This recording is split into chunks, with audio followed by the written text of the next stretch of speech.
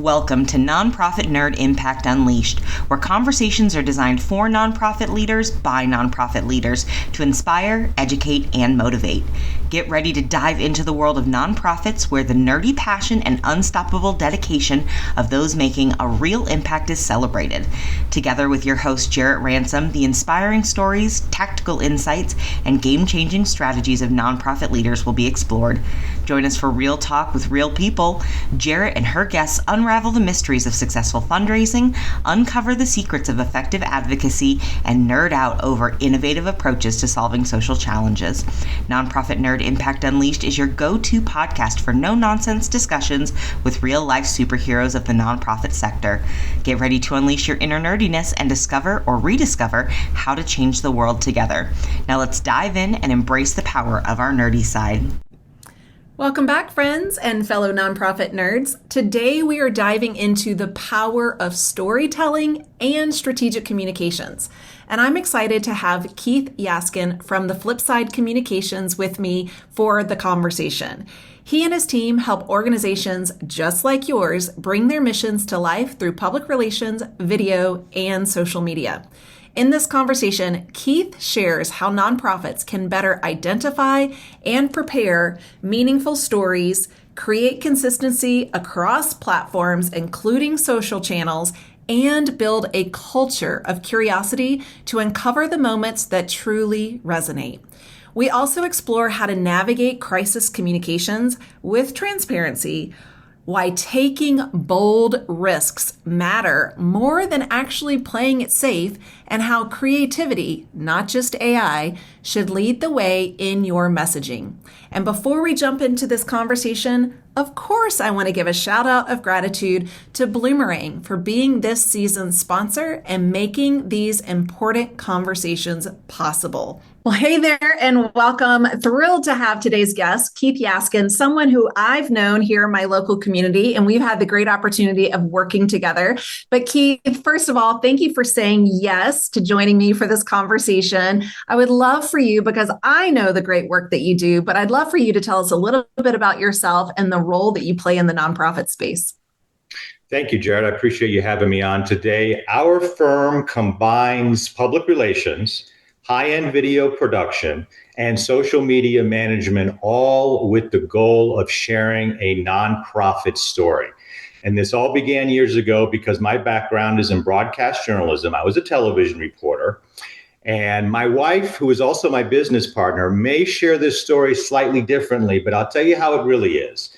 She saw me doing a story on TV. She remembered that she went to college with me, and she called me up because, well, of course, she wanted to see me, right? Let's just be honest about it. So anyway. That's what happened. Yeah, that's just the way it works. The guys on TV get the girls, I think. So anyway, we went on a date. Don't laugh. We went on a date and we adopted a dog and we had children, and then we started this business. And so what we did is we combined my background in broadcast journalism with her background, because she was a communications leader at Fortune 500 companies. And what we can do is we can take, for example, this high-end video and not just put together something nice for, let's say, a nonprofit's website, but we can repurpose it and leverage it along with some still photography for social media, create those assets. And then we also do a lot of earned media where we're getting news coverage for nonprofits. And when you can share in your pitch to the media, photography or video, show them who you really are, your chances of getting coverage go way up. Yeah, that is fantastic. And I do think the two of you are a dynamic duo, the strengths that you bring, the skill sets that you bring. And again, for our listeners, I've had the great privilege of working with Flipside and the two of you, and I've seen firsthand, how you do this amazing work. So Keith, I really like when guests on these conversations and the podcasts share some tips, some techniques, strategies, like something that maybe is implementable, I don't know, today, tomorrow, in the near future. So some of these questions might bring you to providing some of those insights. So wherever you can kind of, provide that, I know our listeners love it. But my first question is really, to dovetail on the services that you offer. I'd like to know how these nonprofit leaders, I call them nerds, right? But our nonprofit nerds in the space, how we might be able to transform what we do as a simple, program update into this compelling story that you've alluded to being able to provide to media in a way that captures attention, but also maybe inspire some action. So how do we do this? How do we make this transformation? So, Jared, let me go back to my TV reporting days. So, quite often, I would go to a nonprofit. I would interview a board member, an executive director. They would give me a tour of the facility. They would share all their key messages. But what I really wanted more than anything else, because I knew this was going to be the difference maker, is I wanted to interview a client. I wanted to interview someone who, because of this nonprofit, went from point A to point B.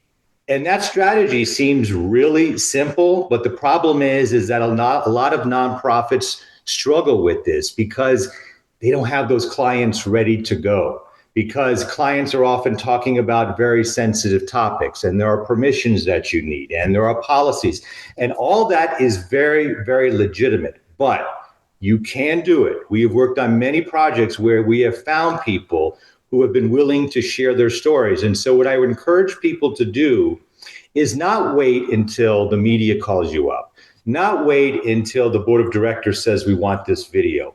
Create, let me use a sports analogy right now, create your bench today, okay? Find 3 clients right now who you can set up to be ready to go at a moment's notice, because a reporter could call you at 9 a.m.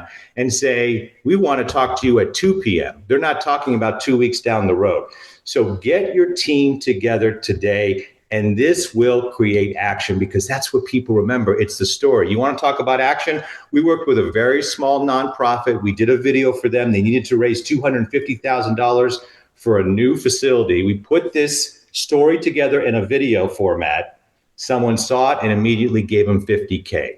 So you tell the right story, you can get some quick action.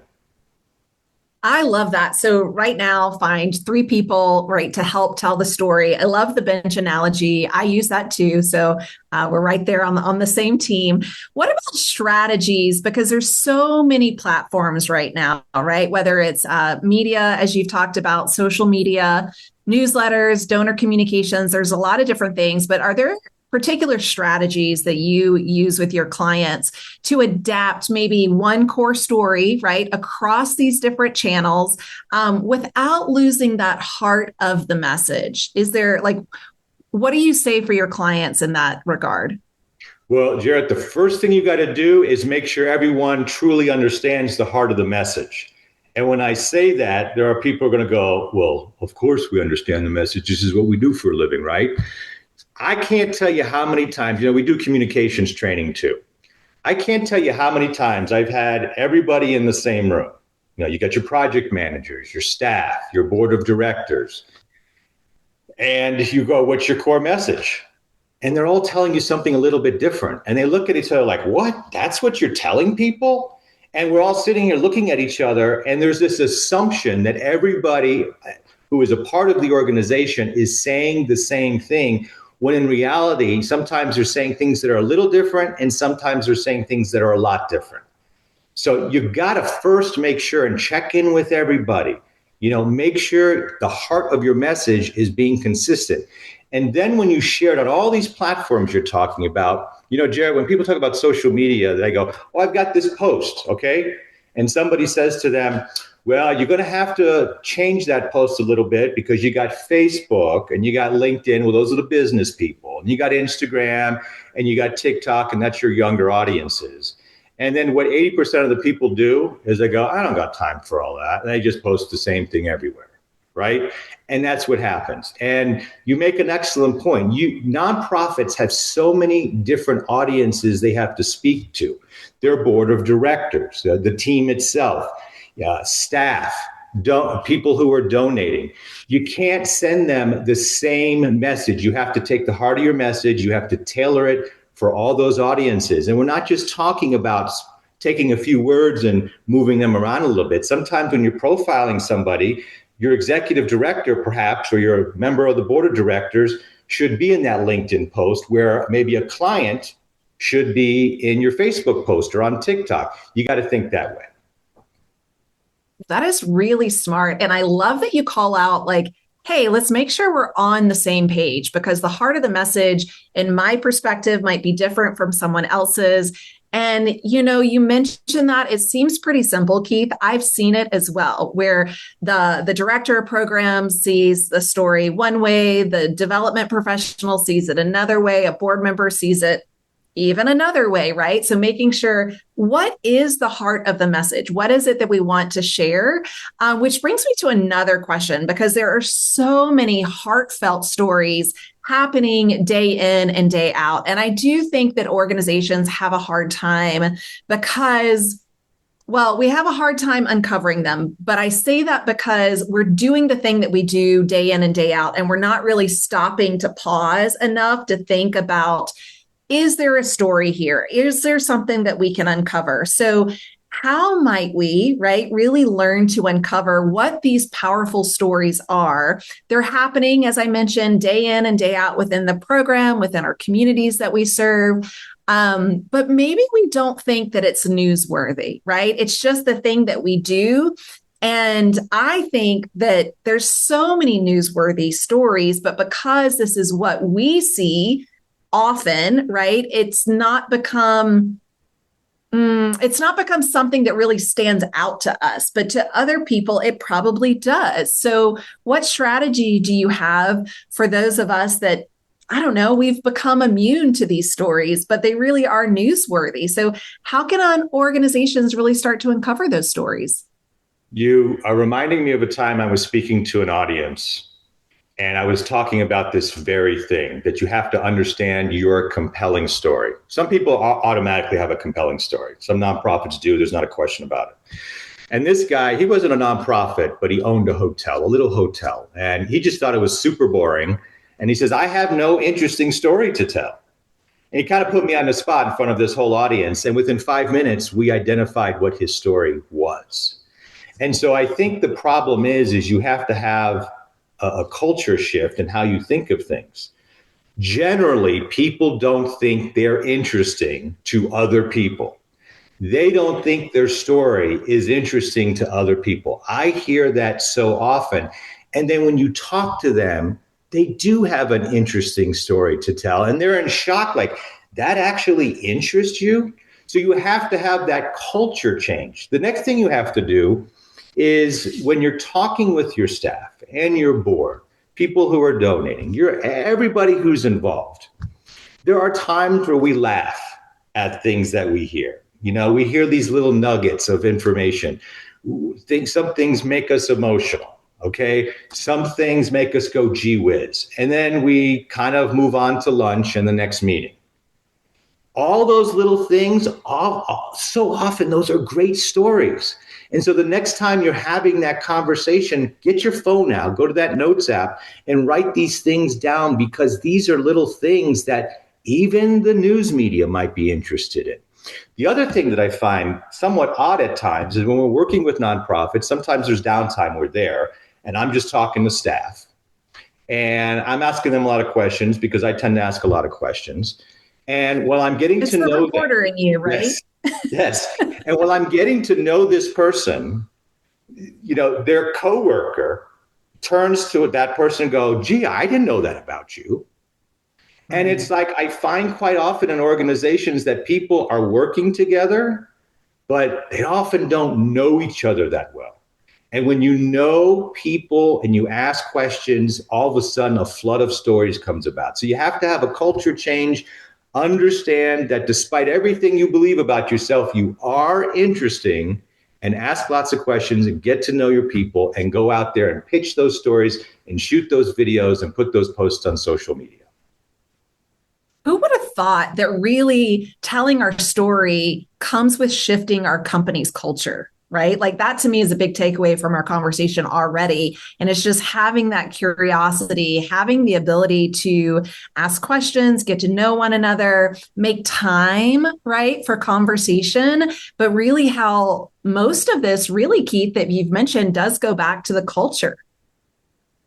No, I was working with one organization, and it wasn't a nonprofit, but they had this story that they used to love to tell. It was so silly to them. And they would just tell it at parties and everything like that. And they never thought once that that would make a great social media post. Or, yes, the news media, despite all the negative things they cover, would love to come out and cover that human interest story. And it just never crossed their mind that that little tidbit, that little story that they shared among their inner circle should go out for public consumption. And so you really got to think that way. People do find these little things interesting. And especially in a world where there's a lot of, unfortunately, negativity, if you have even the smallest story to tell, maybe someone at your nonprofit saw a dog. We've had these stories, saw a dog in the parking lot, and you went and rescued this dog and you found a home for it. It has absolutely nothing to do with your nonprofit, but it was something that you happened to do on a Thursday afternoon. Share that story on social media. People love that stuff. It doesn't always have to be directly about the mission. Make yourself a human, go out there and say it's more about just a nonprofit when you're sharing that story. Great advice. You've said some things that take me to crisis communication, and I don't want to miss that, because I do think, we want to talk about our stories. We want to talk about our heartfelt message. But Keith, what if it isn't a heartfelt message? What if it isn't a good day and something that we want to brag about, or, a success story? There are times when there, are messages that are negative. There are messages that we don't really want out in the media, or maybe there's some public scrutiny. So that takes me to really effectively navigating crisis communication. It is something you have helped me do with organizations we've worked with in the past, but I know that even right now there is negative going on in our world, negative impact, in the sector, but in the world at large. So how can leaders begin to think about effectively navigating crisis communications when that comes up? Because I do think that maintaining transparency is important, right? Protecting trust is probably equally important, and staying true to the nonprofit's mission. So I'm opening this can of worms. I want you to go there with me, but how do you navigate crisis communication? Because I can imagine that's something that many leaders are just, they want to cover their eyes and say, nope, that's not going to happen to us. Let's just not even talk about it. But I think we need to talk about it. And I think it's also very timely. There have been numerous stories going on right now about GoFundMe. And if you're not familiar with what's happening with GoFundMe, just go to Google or AI and read what's going on there. Separately, we just had a meeting with a client last week. They have a client, which is a nonprofit, that ended up on the local news website for accusations of fraud. Okay. Didn't expect it. The fraud, the alleged fraud, had apparently happened a while back. They didn't see that coming. Let's go back to sports. Okay. Let's take a football coach. A competent football coach would never go to the field and say, hey guys, today we're playing a game. What do you want to do? You want to run the ball? You want to throw the ball? Whatever. You do not wait until the news media is knocking on your door. And believe me, they sometimes may come knocking on your door before making a phone call. You don't wait for the email. You don't wait to get the crisis news about a board member or an executive director. You don't wait then to put a strategy together. You put one together now, because it gets complicated. When you're not having a crisis is when you should be preparing for a crisis, because who's going to speak to the outside world? Who's going to speak to the people who donate the money? Who's going to speak to the board about what happened? What about your staff? Are you going to allow them to hear this bad news on Facebook, or are you going to tell them very first? Are you going to go on camera and acknowledge what's happening? Are you going to send out a news release? Are you going to post on social media when all these people are saying things about your nonprofit? Now, we once had an organization who thought, well, this is Easter weekend. We don't have to respond for a few days. And I'm like, that's not how the world works anymore. because every day you wait on social media to respond is another day people are bashing you. You need a plan. You need it in place today. And then to answer the second half of your question, it gets back to culture. You can have the most wonderful plan in the world, but if you're not going to be transparent, you've got a problem. If you think the way to handle a crisis is to cover your eyes and not answer the phone or say something that sounds like it came out of a robot's mouth, in an email, that's just not going to work. I've always said people will forgive mistakes. So you got to get over the fact. Let's say the nonprofit made a mistake. People will forgive that. What they will not forgive is if you screw up taking accountability or being genuine or being transparent. They will appreciate that. So the short answer to that long answer is start today. Solid advice. I know that many of us are thinking, how am I going to make time for that? Right? Like we've got so much to do. We're saving the world. We're feeding people, housing people, like the crisis is not the thing we want to talk about. But I do think that scenario planning in the crisis communication is timely, as you said. And yes, there's a lot going on. There's a lot for us to think about. And Keith, you delivered some solid tips, tools, techniques, strategies that I do think our listeners can immediately begin to think about and implement. And it goes back to that culture, which I would love for you as we wrap up today's conversation. People are going to think, okay, I need to talk to Keith. Maybe I need to talk to his wife, who we talked about, right? So how can we learn more about you, more about Flipside? Where do we find you? You find us online. We have a website. Amazing, isn't that? It's the flipsidecommunications.com. The flipsidecommunications.com. We are also on all the social media channels. And we share a lot of these tips and advice. We share them often through video, and we tie it into real world events. So we're trying to give people information that they can immediately relate to. So yes, we are even on TikTok. So if you like that platform or Instagram, we will there. If you don't like me and you would prefer to talk to my wife, she is the owner of our company. She is technically the boss, and she would be glad to work with you on any of these things. She's a very intelligent, creative, and beautiful woman. I've got to check out, because I'm sure on TikTok, Keith, you are doing the TikTok dances. Is that right?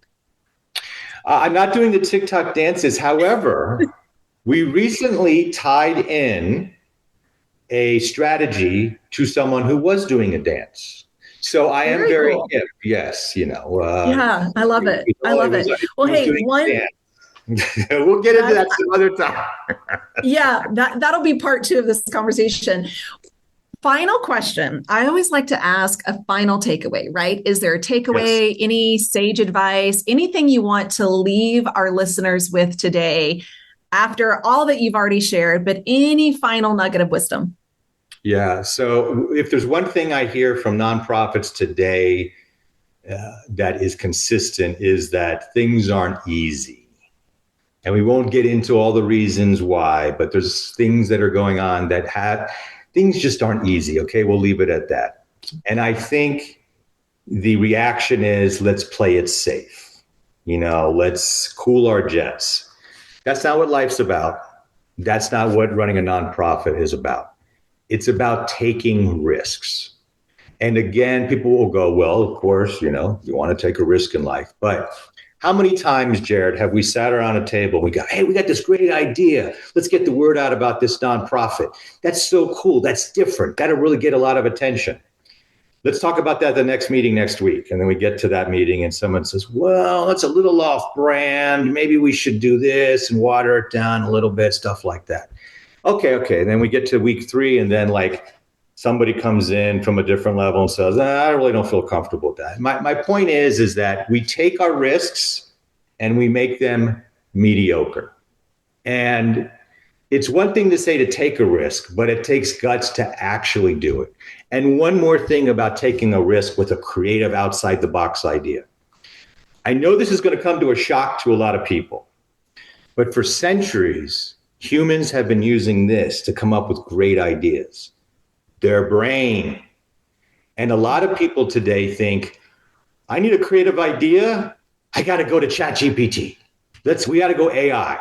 And AI does a lot of wonderful things. But if you're looking for creative ideas or you're writing a grant and your first reaction is to go to AI, please understand that everyone else applying for that grant and everyone else looking for a creative idea, they're getting similar messaging. Okay. And then we're getting right back to a template and being mediocre. So take a risk and trust yourself. AI, yes, it will enhance you, but please don't let it replace you. You have all this creativity right here. Let's use it and let's take risks. Let's use it. Bold risk, right? Like, yes, let's not please. water them down, not to have mediocre. Keith, thank you. I said it at the top of the conversation. I want to say it again. Thank you for saying yes. Thank you for joining me in this conversation. Again, you've left so many amazing insights for our listeners to think about.